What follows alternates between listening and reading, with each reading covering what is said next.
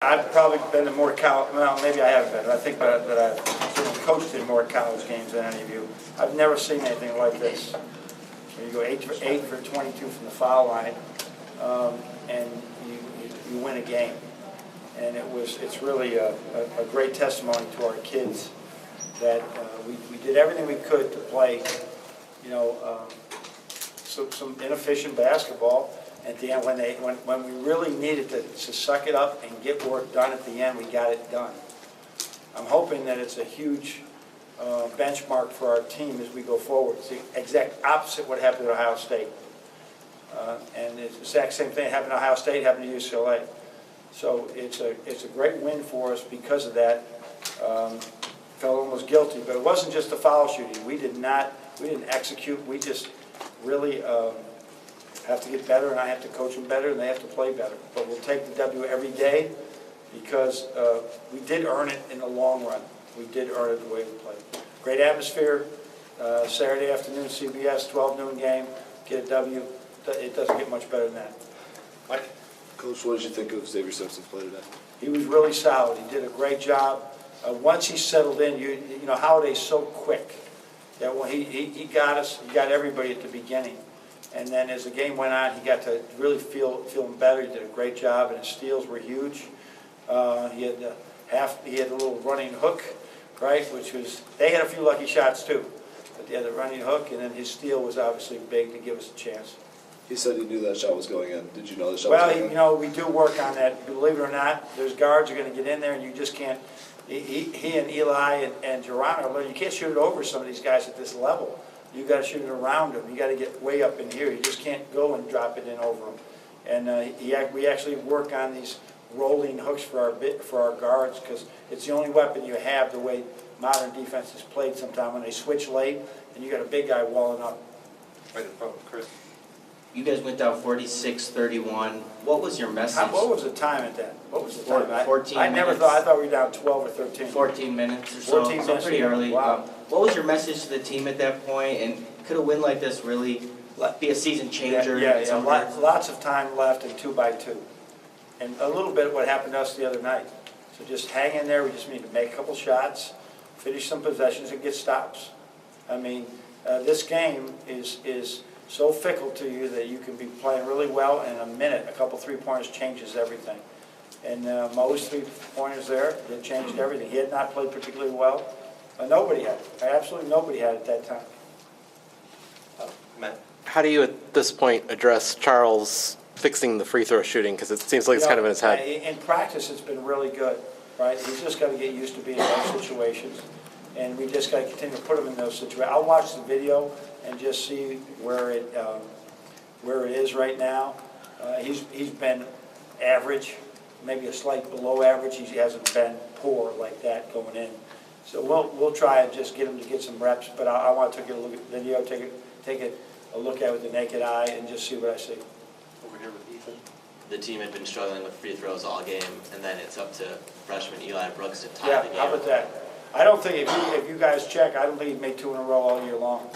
He always missed one of them. So that was both him and X sang the fight song because I thought those two, for a freshman to be in that stage late in the game, that was huge for him to just go in and knock him down. It shows a lot about Eli. Stay here with Mojo.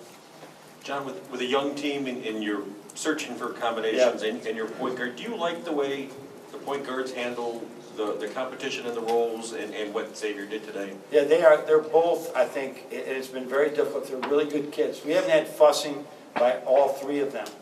And so we just made a decision going in, and we're going to play 2 of them today, and it just happened when we got a little foul trouble. I got Jerron in there. But it could be based on practicing games. It'll be 2 different ones. But we felt that they weren't getting, nobody was really getting to feel what they needed to feel in a game. So we went with those 2 today, and it could change at any time. But I do like their ceiling is much higher, and they're going to get better. And DeAndre Haynes will be a big part of that. Right in the middle with Andrew.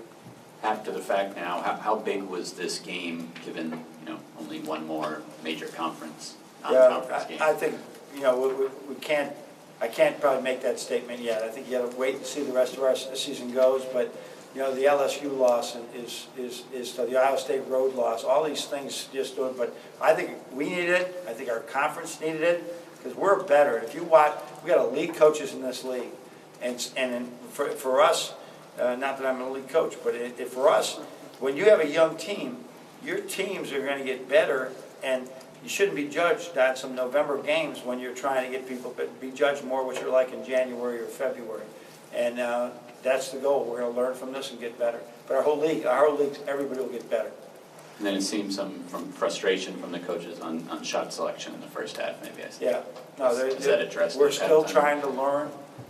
And so, you know, the other day we have this little pull-up shot we take that I want. It's not a tough two, it's an average two. And our kids didn't think I was allowing them, you know, because we took a couple of really tough twos earlier in the season. I said, we're not taking that shot. And so they stopped shooting sometimes. But Charles hit the one over Welch at the end where he rose up. I want that shot sometimes because you love threes and layups. It ain't going to happen. You're not going to get those two all the time. So you got to shoot that in-between shot. And Jordan Poole and Muhammad and especially Charles can shoot it. So, but we're still, you know, taking some tough shots at times. Right in front, Chris. Your message to Duncan, just keep shooting the ball. Just keep shooting. Boy, the last one was right in, wasn't it, right? And yeah, I think he's been through some tough times right now, but as far as shooting, he's been through this before. He'll get out of it, but he's really in a tough spot right now. He's got to stay positive because his defense was really good today. He did a good job in helping him. You know, we had not doubled the post from that angle all year long, but we decided to do it if they thought he was going to leave his man. They got a hand on it, and it was a big play. We'll go back to Chris. With Simpson's defensive play there near the end of the second half, with the steal of Holiday's pass and the layup, could you talk about that sequence? And that really was a game changer in some regards. Yeah, you'll be much better at understanding sequences. I'm looking at the whole game there, but anytime you get a steal and get a layup, you know, it's big. And then his shot was huge, and he's out there just trying. He loves Michigan. He wants to make us win. He's doing everything he can every second out there to make us be a better team. Brendan? John, how do you deal with Charles and the balance of taking over games versus hero ball and the things that you address? Right.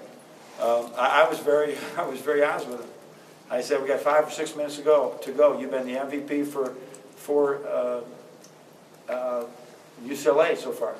You need to be MVP for us right now. You're walking, you're turning the ball. I started the second half, walk, turn the ball over, missing foul shots. You can do this, right? You can lead our team. I just tried to give him confidence in my sort of way, right? But that's the way it's going to be a little bit for him, that as he learns how good a player he's going to be, he's got to grow through these pains of being, I think he's got elite, a really high ceiling, and now he's got to know how to apply it. So this was a good one. Take the foul shooting away.